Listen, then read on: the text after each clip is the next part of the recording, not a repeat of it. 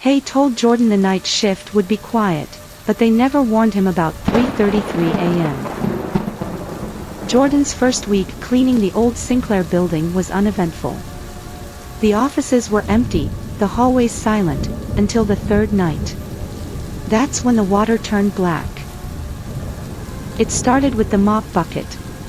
He dipped the mop, and when he pulled it out, the water was thick, like ink. The stench of iron filled the air. But when he looked again, the water was clear. Shrugging it off as exhaustion, Jordan continued his shift. But things got strange. The distorted reality. He'd hear footsteps behind him, slow and heavy, but no one was there. The elevator would arrive on its own, and when the doors opened, it was pitch black inside. One night, a woman's laughter echoed from the vents, soft, distorted, and too close. Then there was the office on the 7th floor. It wasn't on the building's map, but the door was always slightly ajar. Inside, the temperature dropped, and the walls were covered in names scratched into the paint, including his own. The clock on the wall was stuck at 3:33 a.m., ticking louder the longer he stayed. One night, the computer flickered to life on its own, displaying a live security feed. Jordan watched, frozen, as the camera showed him, standing in that very room. But behind him, a shadow moved. When he turned around, the room was empty. The unseen presence. Every night, the whispers grew louder. "Finish what you started." Jordan found a key taped under his locker, old and rusted. A note with it read, "For the basement." He didn't know why, but his hands shook as he descended the stairs. The basement door creaked open, revealing a long, dim hallway. At the end was a single locked door. The key fit. Inside was a chair facing a mirror, and a TV playing security footage. It showed the hallway behind him, and a figure standing just out of frame. "Why did you come back?" a voice whispered. Jordan spun around, but the room was empty. The endless nightmare. When he tried to leave the building, the exit looped back to the 7th floor. The office door was wide open now. On the desk lay a file with his name on it, dated 20 years ago. "You were never supposed to leave." The lights went out. In the darkness, footsteps approached. Final scene. The next morning, the security footage shows the 7th floor office door closing on its own. Jordan never clocked out. But a new name appears on the wall. Call to action. What happened to Jordan? Why was his name on that file? And who, or what, is waiting on the 7th floor? Leave your theories in the comments, if you dare.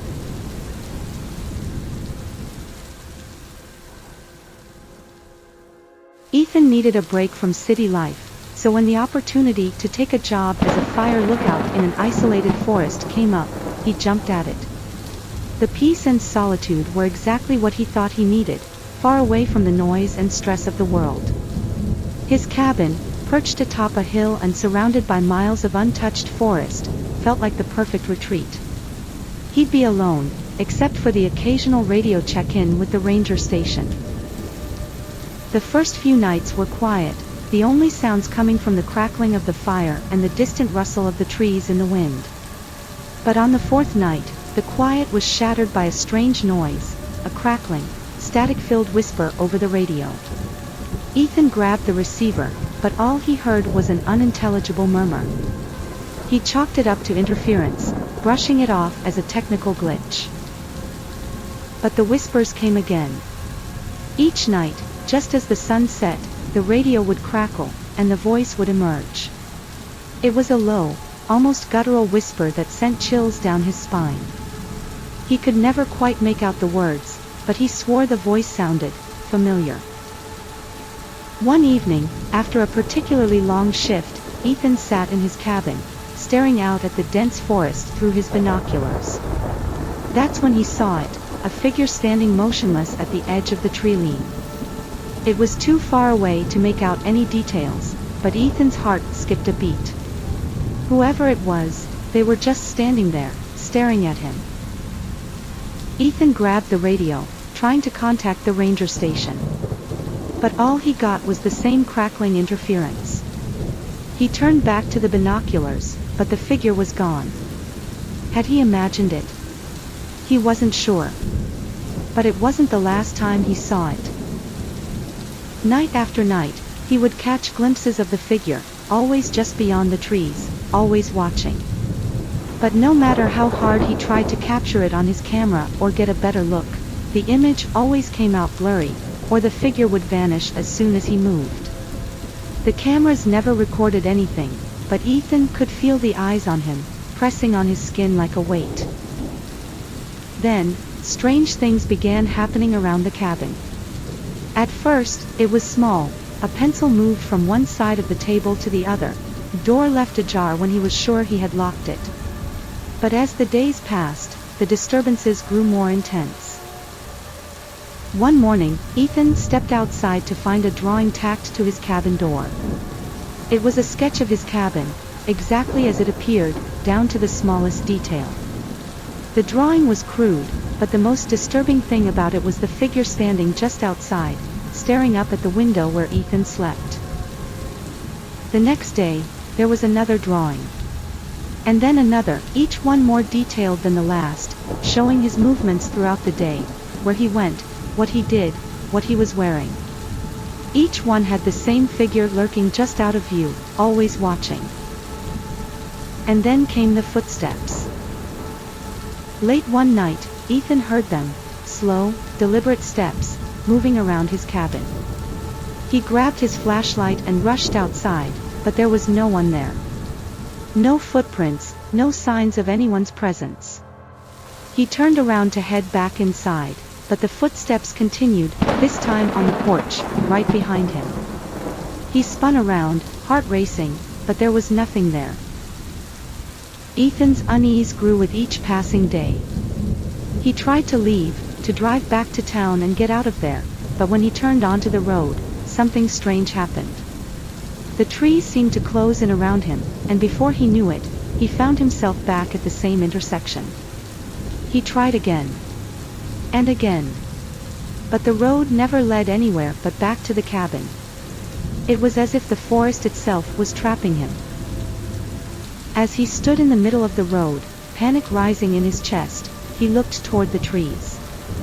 There it was, the figure, standing once again in the shadows, watching him. Was it trying to warn him? Or was it trying to trap him, to keep him in the woods forever? Ethan didn't know. But one thing was certain, the whispers were getting louder now, more urgent. And he was no longer sure if they were coming from the radio, or from deep within the woods itself. He had to know the truth. But was he ready to face what was really out there? The night was coming, and the figure in the woods was waiting. Waiting for him to make the next move. Leave your theories in the comments below. What do you think the figure really wants? And what do you think is keeping Ethan trapped in the woods?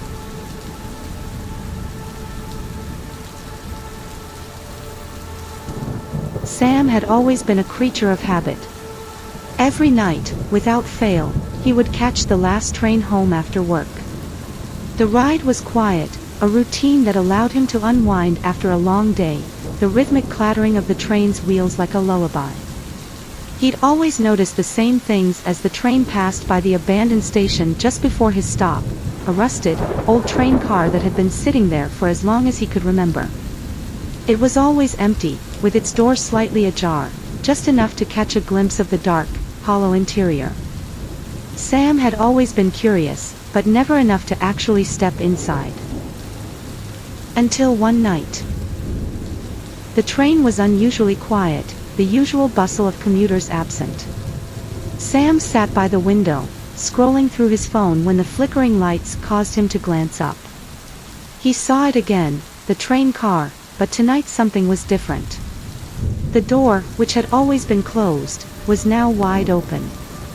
A strange chill ran down his spine, as if the car was beckoning him. The train slowed as it approached his stop, but instead of pulling into the usual station, it kept moving. Sam checked his watch. He was well past his stop now. Confused, he glanced out the window, but the landscape seemed unchanged. The usual suburban streets were gone, replaced by dense, dark trees stretching endlessly in every direction. He looked up again, and the rusted train car was still there, just ahead of him. His curiosity overtook him. Maybe he'd finally get a chance to see what was inside. He rose from his seat and walked towards the door, his footsteps eerily echoing in the empty train. As he stepped into the car, the door slammed shut behind him with an unnatural force, making him jump. The train's lights flickered, the hum of the wheels against the track growing louder, and Sam's heart began to race. He reached for the door handle to go back, but the train continued to move, its speed increasing, and the landscape outside shifted again. This time, the trees had been replaced by an endless, barren wasteland, the sky a deep, unnatural red. A crackling noise came from the intercom, followed by a cold, robotic voice. "Stay seated, forever." Sam's breath caught in his throat. He turned to find the windows now showing scenes that didn't belong in the world he knew. He saw endless forests, blackened by fire, trees twisted and warped. Then the image shifted again, and Sam saw a familiar scene. His own face, framed in a photograph, but there was something deeply wrong. He was lying in an open casket, surrounded by mourning friends and family. The air was thick with grief, but Sam felt no sense of peace in this vision.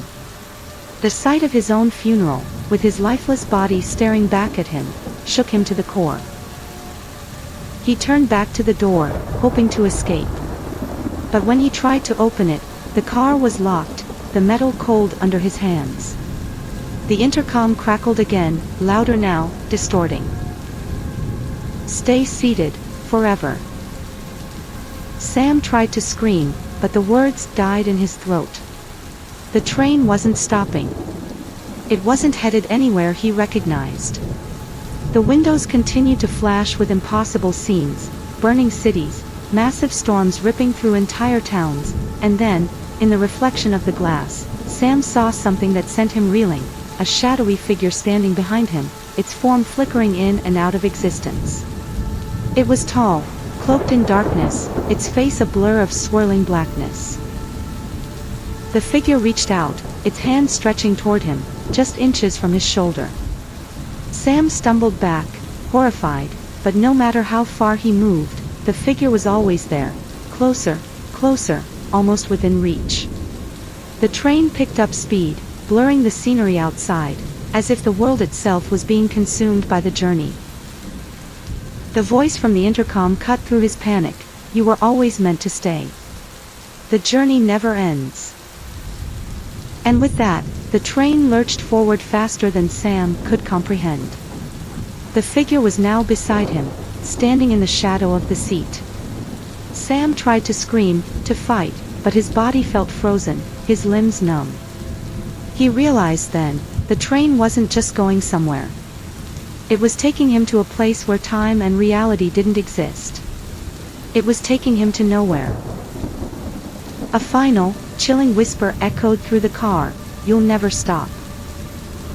And as the train surged through the endless night, Sam's screams were swallowed by the void, the train continuing on its endless journey, with no destination in sight.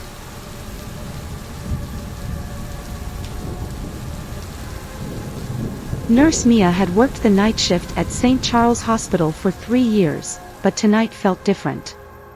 The usual silence, the hum of fluorescent lights above, and the soft ticking of the clock on the wall, everything felt heavier than usual. It was just past midnight when she noticed something strange on the security monitors. A man. He was wearing a hospital gown, standing motionless in one of the rooms. The room number wasn't showing up on the screen, and Mia didn't recognize the patient. His eyes were wide with fear, his face pale and covered in cold sweat. There was something deeply unsettling about the look in his eyes. It wasn't the pain or confusion she was used to seeing in patients, but pure, paralyzing terror. Mia leaned closer to the monitor, trying to get a better look. She thought he must have been a new admission. Maybe she missed a file or two during her shift, but something didn't feel right. She couldn't recall any recent patients fitting his description. And then she noticed something even more unsettling. He was staring directly at the camera. Shivers ran down her spine. She quickly checked the other monitors in the nurse's station, but the man wasn't visible on any of them. Only that one screen, the one in the corner. Mia's heart started to race, and without thinking, she grabbed her flashlight and headed down the hallway. As she passed the rooms, she kept her eyes on the screen, watching the man's every move. But when she turned the corner and reached the room she thought he was in, it was empty. There were no signs of anyone, no bed, no hospital equipment. Just an old, unused room with the door slightly ajar. She froze. Where did he go? Confused and unsettled, Mia returned to the nurse's station and checked the cameras again. The man was back, still standing in the same spot, looking straight at the camera. But now, his face was twisted in absolute terror. His mouth hung open, as though he was about to scream, but no sound came through the monitor. Mia's pulse quickened. Something was wrong, deeply wrong. She scrambled to search for any record of the patient. Her fingers trembling as she pulled up the patient registry and started flipping through the admissions. There was no sign of the man anywhere. She even searched the emergency room logs, but nothing. Then, just as she was about to give up, she stumbled across a file with a name she didn't recognize. Nathaniel Hughes. The admission date, from 50 years ago. She opened it, her eyes scanning the details. The man had been admitted on January 14, 1973. But what really made her stomach drop was the attached photo. It wasn't of Nathaniel Hughes at all. It was a photo of her. Her own face, staring back at her, eerily identical to how she looked now. Mia felt her breath catch in her throat. She could barely comprehend what she was seeing. Why was her photo in this old file? And who was this Nathaniel Hughes? Suddenly, the whispers started. Finish what you started. The voice was faint, distorted, almost as if it was coming from the walls themselves. Mia's eyes darted around the room, trying to find the source, but it was coming from everywhere, inside her head, outside the door. She grabbed the flashlight again and ran down the halls, determined to find the man. The whispers followed her every step. When she reached the end of the hallway, the door to room 306 slammed shut in front of her.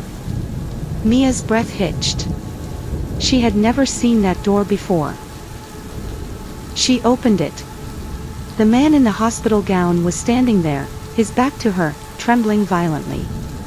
But when he turned, Mia recoiled in horror. His face was no longer just terrified. It was distorted, his eyes wide and bulging, his mouth agape in a silent scream. "Who are you?" Mia whispered, her voice shaking. But the man didn't answer. Instead, he raised a trembling hand and pointed toward the far corner of the room, where a faded, torn poster hung on the wall. Mia's stomach churned as she approached, her heart pounding in her chest. The poster was old, its edges curling, but as she stared at the image, the air in the room seemed to freeze. It was a hospital ad from the early 70s, but there, in the bottom corner, was a familiar name, Mia Walters. Her name, printed in black ink, as if she had been here long before she ever started working at St. Charles. As if she belonged to this place. Mia's pulse raced. Could she have been here before? Could she have started something? The man's figure faded from view, his body melting into the shadows, leaving only the sound of his whisper, barely audible. "Finish what you started." Mia turned to run, but the hallway twisted, the walls closing in on her. The doors were locked, the exit was gone.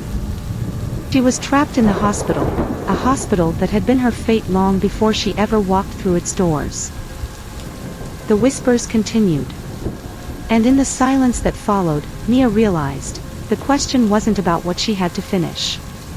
It was about who she had been. Was she the patient? Or the nurse?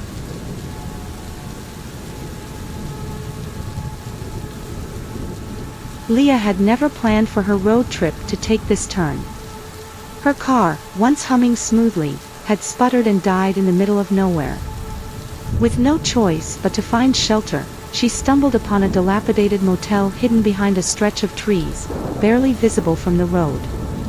The neon sign flickered ominously, casting an eerie glow on the cracked pavement. The manager, an older man with dark circles under his eyes, greeted her with a tired smile. "You're lucky," he said, "we don't usually get guests this late. But I must warn you, don't go into room 6. Leah chuckled nervously, assuming it was just a quirky, old-town superstition. "I'm not the superstitious type," she said, brushing it off. "Just don't," he insisted, his tone more serious than she expected. "Rest of the rooms are fine." Shaking off the odd warning, Leah took the key to room 5. The room was shabby, with peeling wallpaper and the smell of stale air lingering in every corner. She sat on the bed, trying to relax, but the night felt wrong.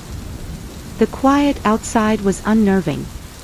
As the clock struck midnight, a faint scratching sound echoed from somewhere in the distance. Leah froze. It was coming from room 6. At first, she thought it was a rat or perhaps the wind, but then the sound grew louder, almost rhythmic. The scratching intensified, followed by a muffled voice, her own voice. "Help me, please. Leah, help." Her heart raced, a cold sweat spreading across her skin. "No way," she whispered to herself. But the voice, it was unmistakable.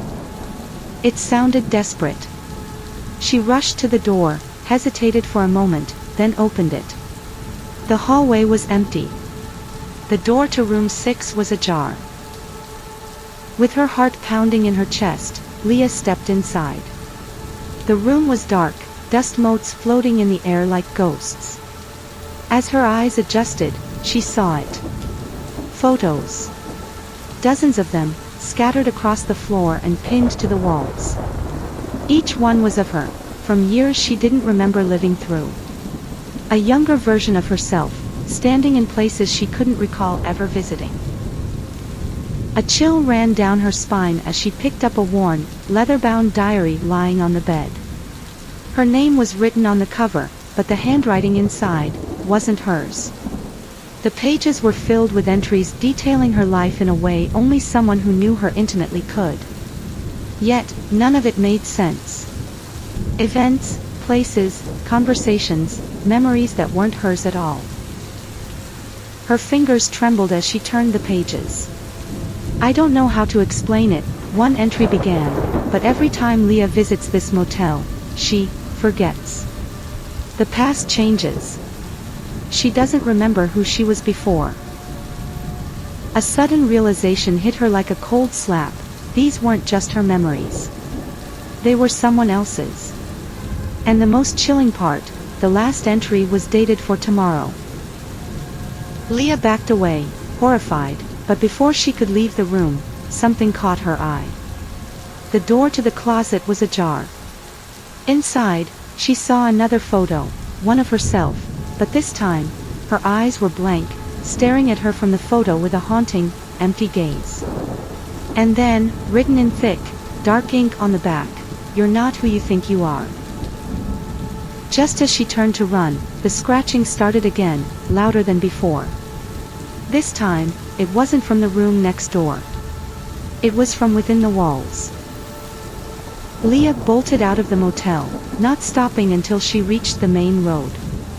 But when she looked back, the motel was gone, the sign, the building, everything had vanished. The only thing left was the empty stretch of highway. She tried to call the police, but the number led her straight to a voicemail. The place was untraceable.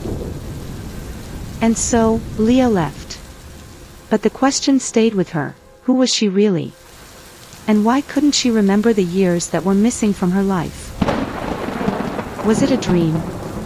Or had she just narrowly escaped something far darker? Leave your theories in the comments below. What do you think really happened at the Forgotten Motel?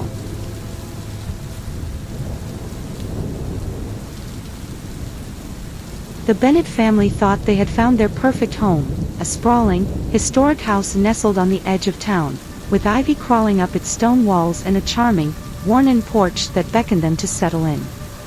It was everything they had ever dreamed of, spacious, quiet, and filled with potential. But from the moment they moved in, something about the house didn't sit right. Their daughter, Lily, was the first to notice it. She was only 4, but she quickly became attached to an imaginary friend she called Elena. At first, it seemed innocent enough. Children had imaginary friends all the time.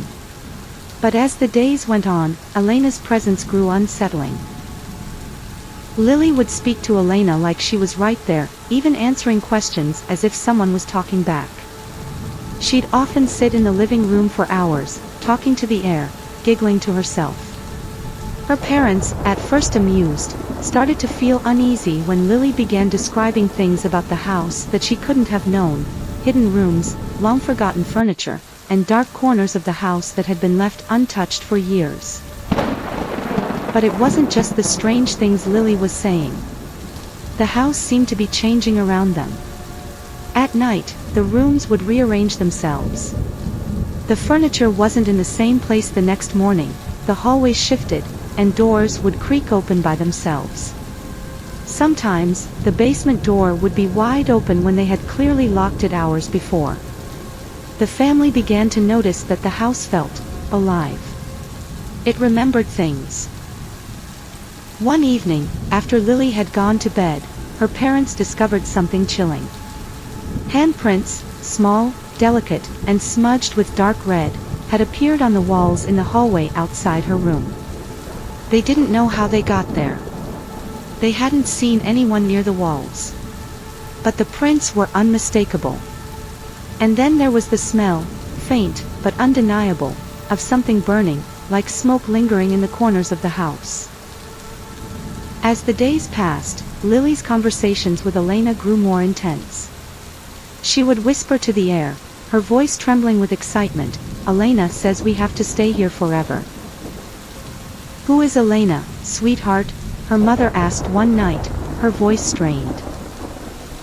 Lily's wide eyes locked onto hers, the excitement in her expression turning to something darker. "Elena's part of the house, Mommy. She wants to stay here with us. Forever."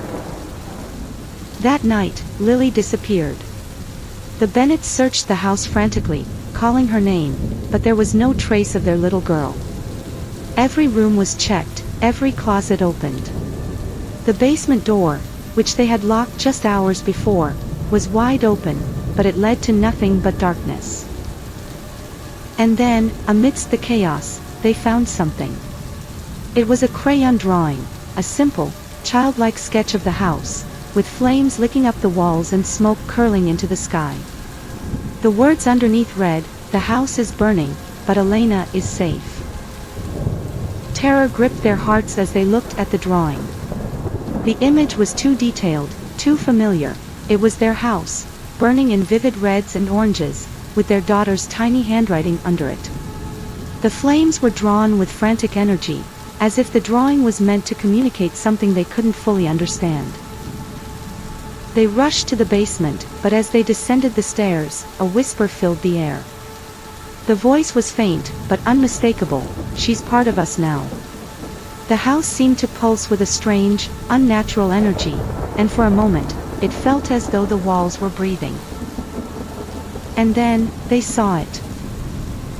At the far end of the basement, hidden in the shadows, stood Lily. She was staring at them, her expression blank, her eyes cold and empty. Behind her, the walls of the basement seemed to distort, like they were melting. Elena was there, too. But Elena wasn't just a child. Elena was part of the house. The house had claimed Lily. It had remembered her. The Bennets ran, but the doors wouldn't open. The walls closed in, the house tightening its grip on them. They could hear their daughter's voice, sweet and innocent, calling out to them from the other side of the house, but it wasn't her anymore. The house had taken her. It had taken them all. And as they screamed, the whisper echoed in the corners of their minds. She's part of us now.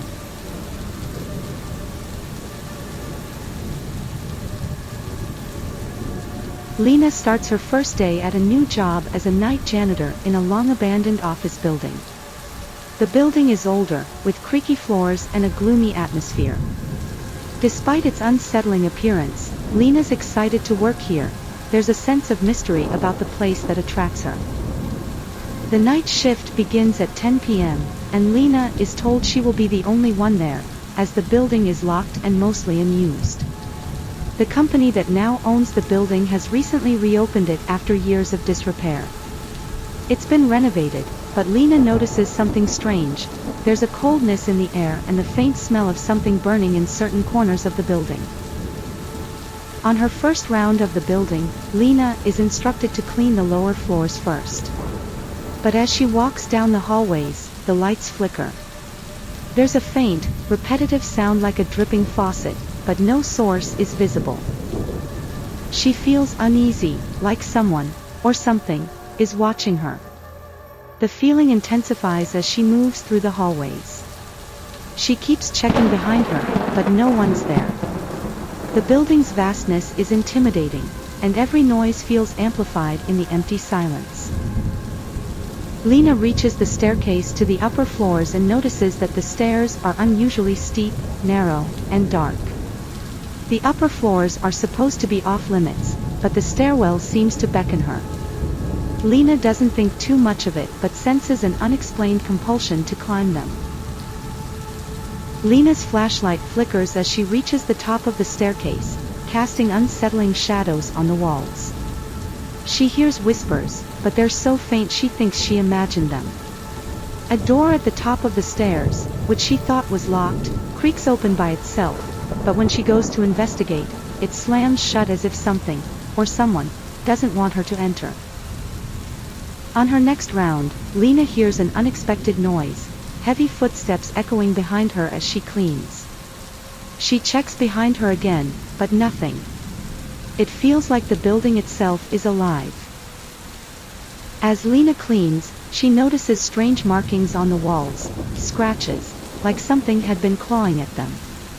The deeper she explores the building, the more she feels like she's being drawn into a web of dark history. She notices an old, weathered photograph on a bulletin board in the back office. It shows a group of people, most of whom are unfamiliar, but one man in the photograph stands out. He has a look of terror on his face, his eyes wide, almost pleading for help. Lena feels an eerie connection to this man, though she can't explain why. The photo is dated from the early 80s, before the building had closed down. As Lena continues her rounds, she sees a dusty janitor's closet that's slightly ajar. The light inside flickers, and as she peers inside, the air is unnaturally cold. The door suddenly swings open further, and Lena feels the temperature drop even more. The closet is full of broken cleaning equipment, mops, buckets, and brooms, but there's also a small pile of shredded papers scattered across the floor. Some of the papers have names and numbers written on them, none of them are familiar to her. Just as Lena begins to leave, she hears the faint sound of a piano playing in the distance. It's soft, almost haunting, but she knows the building doesn't have a piano. It seems to be coming from the top floor, the one that's off limits. Lena freezes for a moment, the hairs on her neck standing up. The whispers grow louder, and it sounds like someone is calling her name. Lena decides to explore the top floor, despite the warnings. She sneaks past the "Do Not Enter" signs and opens the door to the abandoned space. The floors creak underfoot, and the air smells stale and cold. There's a faint flicker of movement in the corner of her eye, but when she turns, no one's there. The room is full of old furniture, tables, chairs, bookshelves, and boxes of forgotten paperwork. In the center of the room stands a grand piano, though it looks out of place in the otherwise decaying space. The piano keys are moving by themselves, playing an eerie melody that echoes in the empty room. Lena approaches cautiously. The melody changes, becoming more discordant and unsettling. As she gets closer to the piano, the music stops abruptly, and the building falls silent. Lena can feel a presence behind her, but when she turns, there's no one there. She hears a voice, faint but distinct, whispering, "Don't look behind you." Her heart races, and the chill in the air becomes unbearable. The piano plays again. This time, the notes are different, but the tune is almost the same as before. She feels as though she's trapped in a loop, and her body goes numb. Lena realizes that the photograph from earlier, of the terrified man, was taken in this very room. She notices a small desk against the far wall with a journal resting on top. When she opens it, the first entry reads, "I tried to leave, but I can't escape. The silence calls me, and it's all I hear now." As Lena examines the journal, the room around her seems to change. The walls start to close in, the floorboards groan beneath her. She turns to see a shadowy figure standing in the doorway. It's a man, similar to the one in the photograph, but his face is obscured by darkness. The figure moves toward her, his footsteps heavy, but when Lena blinks, the figure disappears. The door slams shut, and the whispers return, growing louder and more frantic. She tries to open the door, but the handle is jammed. Panic sets in as she realizes she's been trapped in the room with no way out. Her flashlight flickers and dies, leaving her in complete darkness. The piano begins playing again, this time louder, like it's coming from right behind her. Suddenly, the lights come back on, but Lena is no longer alone. The shadowy figure stands in front of her, staring at her with wide, hollow eyes. His mouth moves, but no sound comes out. She feels a cold hand touch her shoulder, and she spins around, but no one is there. The room is now full of old, faded photographs of people who worked in the building. Each one has the same terrified look, and they're all dated within the same time period, the early 80s. Lena realizes that the people in the photos are the ones who vanished from the building, never to be heard from again. Lena searches the room frantically for an escape. She finds another journal, this one containing an incomplete entry, "The silence, the piano plays, and we're trapped in the loop. It never ends. The page cuts off abruptly, and Lena hears a loud crash behind her. She spins around, but the room is empty again. The piano is still playing, the same haunting melody. She realizes the people who worked here had been consumed by the building's madness, trapped in a never-ending cycle. As Lena turns to leave, the figure from the photograph appears in front of her again, this time fully visible. He speaks in a distorted voice, "It's your turn now." His face contorts in pain as he steps closer, his eyes pleading for her to understand. Before Lena can react, he disappears once more. The building begins to shake, and the whispers rise to a deafening volume. The door she came through slams shut, trapping her inside. Lena's scream is drowned out by the music, which is now louder than ever. What do you think happened to Lena? Was she trapped in the building, or did she become part of the cycle? Who were the people in the photographs?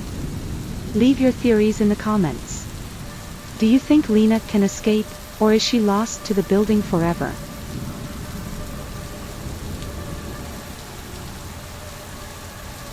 Maggie begins her night shift at a corporate office.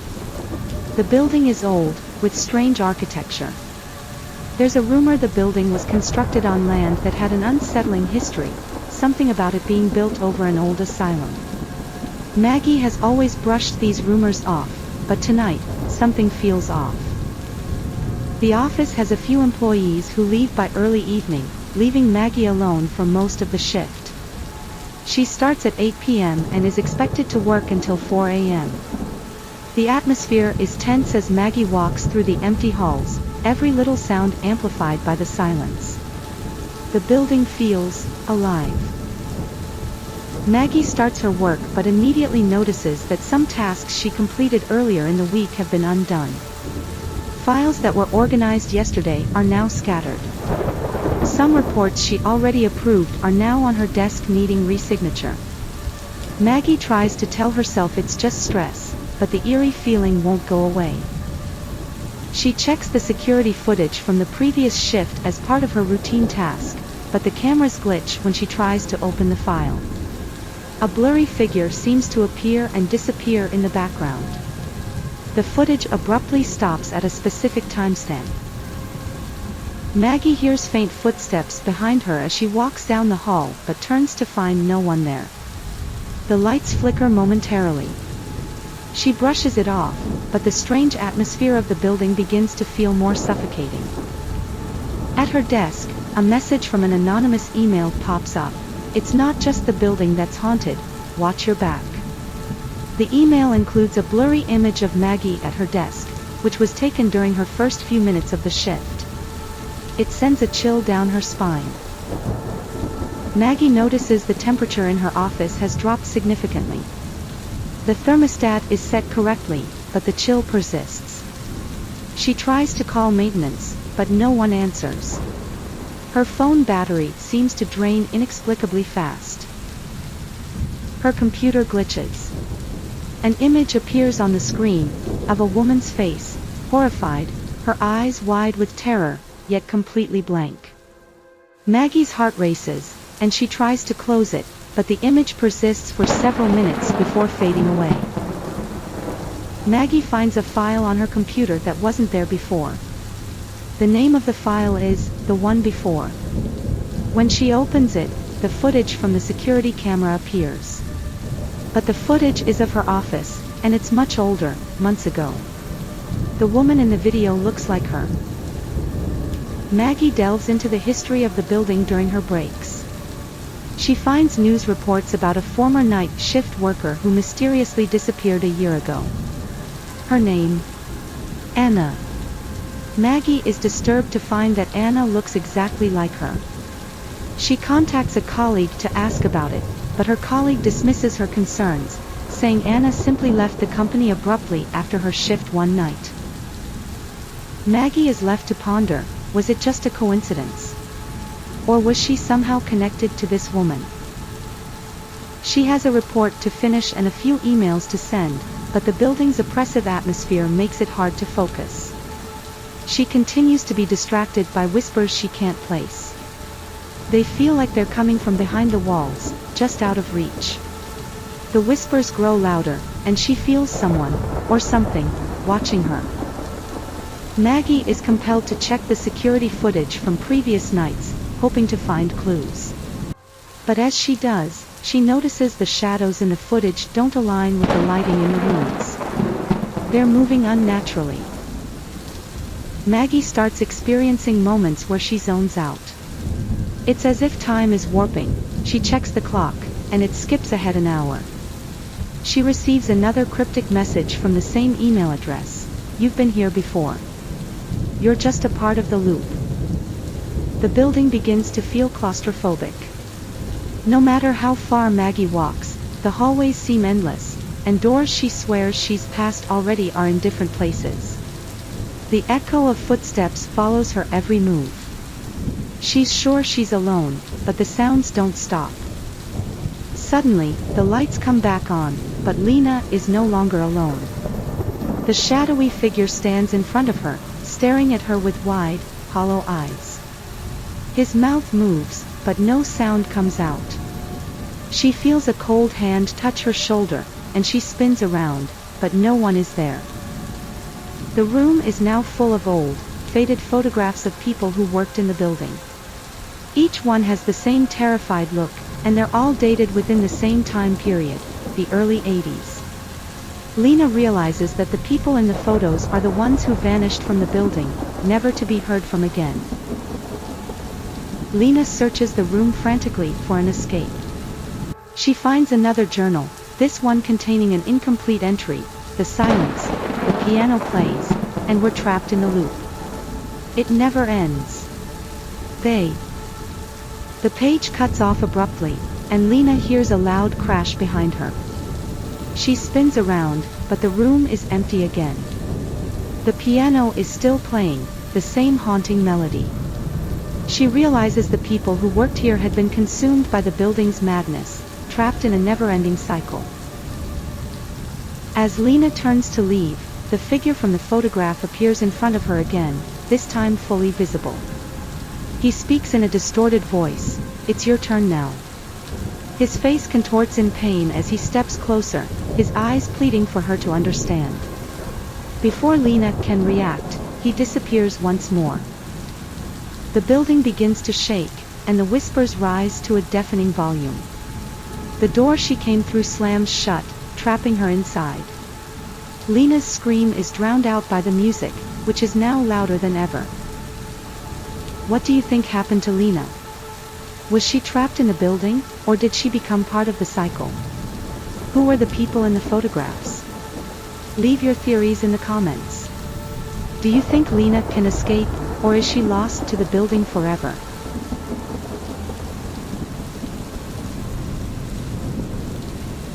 The clock above the security desk flicked to 11:58 p.m. The dim, sterile light of the lobby cast long, distorted shadows against the marble floor. Owen adjusted his uniform, the fabric stiff and unfamiliar against his skin, and scanned the empty reception area of the Aldridge Research Facility. He had only been on the job for a week, but every night, the building felt heavier, as though its silent corridors carried a weight he couldn't explain. Outside, the wind howled through the trees, battering the glass entrance doors with dried leaves and debris. Owen rubbed his hands together for warmth, his breath visible in the chilly air. The building's heating system was unreliable at best, but the cold felt unnatural, sharper, more invasive. Midnight, the voice crackled over his walkie-talkie. It was Morgan, the other night guard. "Doing your rounds?" "Heading out now," Owen replied, grabbing his flashlight and pushing the heavy door leading to the West Wing. The West Wing had been sealed off for years, though no one had ever told Owen why. The hallways stretched out in eerie silence, the polished floors gleaming under the dim emergency lights. As he walked, his footsteps echoed in an uneven rhythm, sometimes accompanied by the faint sound of something following. He turned a corner and froze. A door stood ajar at the end of the hall. Room 417, a room that was supposed to be locked. Owen approached cautiously, pushing the door open with his flashlight. Inside, the room was in disarray. Papers were scattered across the floor, the air thick with the scent of old books and something faintly metallic. A single desk lamp flickered on and off, casting erratic shadows. On the wall, a series of photographs had been pinned, each showing the same person, a man in his late 40s, eyes wide with terror. Beneath the photos, a single word had been scrawled in red marker, "Listen." Owen's radio crackled. "Help me, please." The voice was faint, distorted, and it wasn't Morgan's. As the night unfolds, Owen discovers the building's dark history, a failed experiment, missing employees, and a series of unfinished tasks left behind. The whispers grow louder, the shadows more defined. Through it all, one question remains unanswered: who, or what, is still here? And what happens when the midnight shift ends? and the real work begins. Owen's investigation deepens as strange occurrences escalate. In the silent hours between 2 and 3 a.m., the building comes alive. Lights flicker in patterns that seem almost like Morse code. The whispers resolve into words, sometimes pleading, sometimes warning. Doors that were locked moments before stand open, revealing rooms that look frozen in time, their contents undisturbed for decades. In room 417, Owen finds more than photographs. Old tape recorders sit on the desk, their reels turning without power. He listens, his heart pounding, as a voice, the same terrified voice from his radio, recounts events that sound increasingly familiar. The voice speaks of the midnight shift, of the feeling of being watched, of the cold that seeps into your bones. They never left, the voice whispers. They're still here. Waiting. Listening. The deeper Owen digs, the more the lines between reality and nightmare blur. He finds journals with his own name written in them, though the dates are from years before he was born. Security footage shows him walking the corridors, only the timestamp reads 1983. Morgan disappears. The radio falls silent. The building's architecture seems to shift, hallways stretching longer, doors appearing where none had been before. The west wing opens up into a labyrinth of forgotten offices and research labs, each more disturbing than the last. At the heart of it all lies the experiment, a project Aldridge tried to erase. But something went wrong. The subjects didn't just vanish, they became part of the building itself. And now they want out.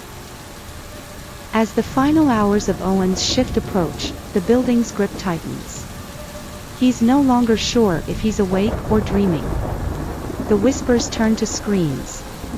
The cold becomes unbearable. And in the darkness, the figures from the photographs step forward. When the clock strikes 6 a.m., Owen reaches the exit, only to find the doors locked, the outside world obscured by an impenetrable fog. His radio crackles one last time. It's your turn now. The shift never ends.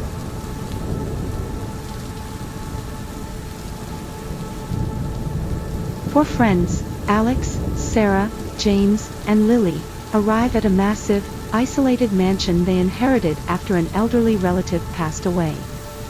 The mansion is far from inviting, its walls crumbling, windows cracked, and a heavy, suffocating silence surrounding them.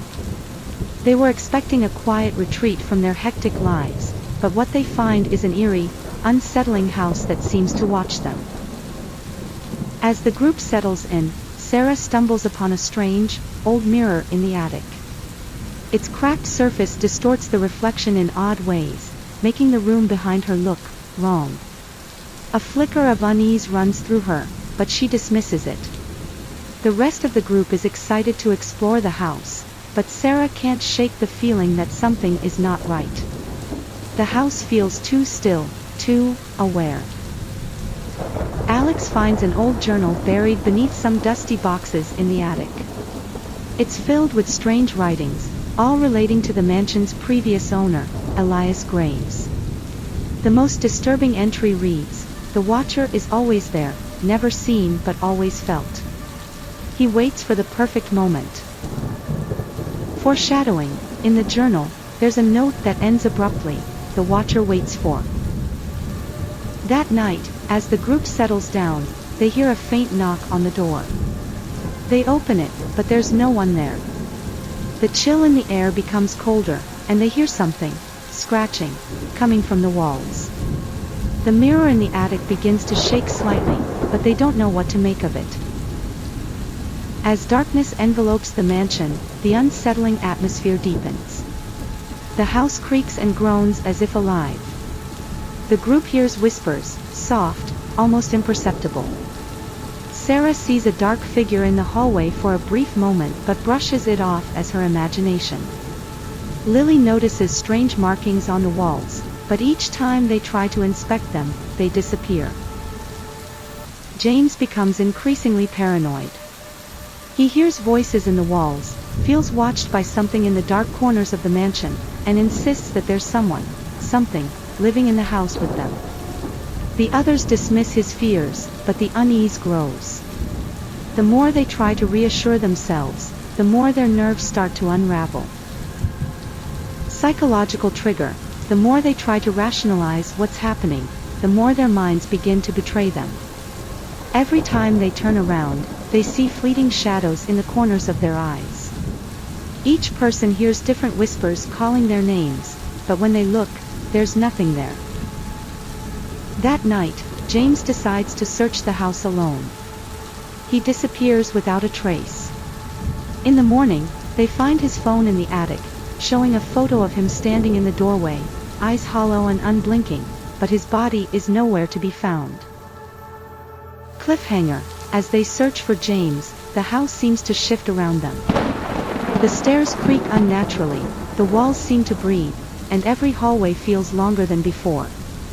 As they reach the attic, the door slams shut behind them.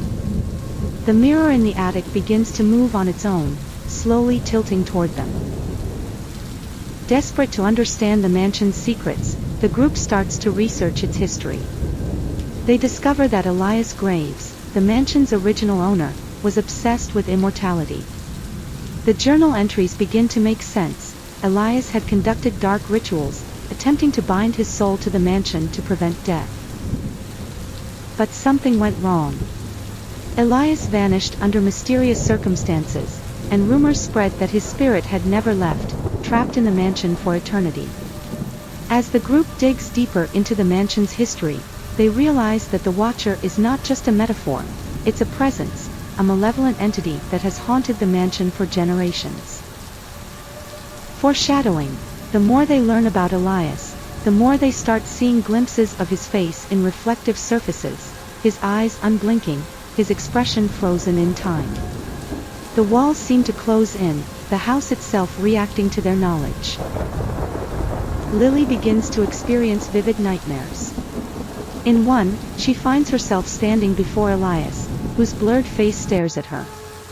He speaks, his voice raspy and cold: "I never left. I've been waiting for you." Unfinished task: while researching the journal, they uncover part of an old ritual Elias had written: "Once the blood is spilled, the door will." The entry cuts off, leaving them with no clue as to what the door represents or how to finish the ritual. The group begins to lose their grip on reality. The mansion plays tricks on their minds, the walls warp, shadows move on their own, and time itself feels distorted. The whispers grow louder, more urgent. They can't escape the feeling that something is watching them, waiting for the right moment to strike. Sarah starts finding strange messages scratched into the walls: "The Watcher sees you. You can't escape." Each message appears in different places, sometimes in the middle of the night, sometimes when they're distracted. The more they try to rationalize it, the more paranoid they become. Psychological trigger: as the group turns on each other, they start seeing their own fears manifest in the house. James's disappearance haunts them all, but more unsettling is the fact that every time they question the house's reality, their memories blur. Did they even see James's body, or was it something they imagined? The confusion grows. The group stumbles upon a locked door in the basement, the only part of the house they haven't explored. There's a strange symbol etched into the door, accompanied by the words, "Do not open." As they hesitate, they hear a whisper: "The door is the key, but it will cost you everything." Unfinished task: they find one final journal entry. It talks about a final offering, a ritual to release Elias's soul from the mansion, but the details are obscured by smudges and ink stains. The last legible line says, "Once the blood is spilled, the door will." That night, as they prepare to open the door, they hear a faint laugh from the hallway. Alex turns, but no one is there. When they return to the basement, the door is gone, as if it had never been there. The group is now fully aware that the Watcher is not just a ghost but something far darker, a force that feeds off their fear.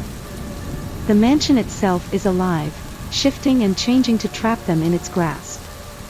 The more they try to escape, the more the house closes in around them.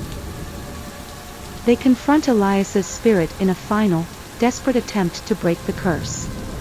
Elias reveals the truth: his immortality came at a price, his soul was tethered to the mansion, and he needed a fresh soul to fully claim the house for eternity.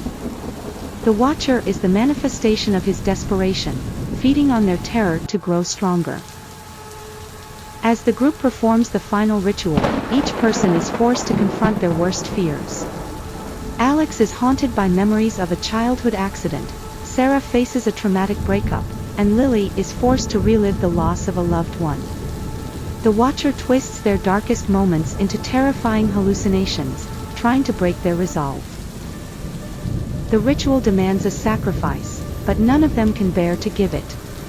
The house grows angry, the walls closing in, trapping them in a never-ending cycle of fear. Foreshadowing, the journal's final entry becomes legible: the Watcher waits, but you will not be able to leave once you see him. They realize the ritual requires them to make a choice: who will offer their soul to end the curse. But before they can decide, the house seems to explode in a burst of energy, sending them flying across the room. The Watcher's voice echoes through the walls: "You've already made your choice." The house falls silent. The walls stop shifting, the whispers fade. But the group is not free. As they gather themselves, they realize they've made no real progress. The mansion is still there, but something has changed. The screen flickers, and they hear the faint sound of footsteps coming from behind a door that wasn't there before. It's a door they've never seen, yet it feels as though they've always known it was there. The door creaks open just a crack, and beyond it, they hear the soft, steady pace of someone, or something, approaching.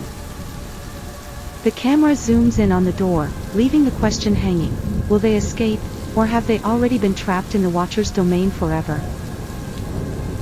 What do you think happened to the group? Do you think the Watcher was ever truly defeated, or is he still watching them from somewhere within the house? Let me know your theories in the comments. And, if you spotted any clues I might have missed, feel free to share them. Maybe the answer has been hidden all along.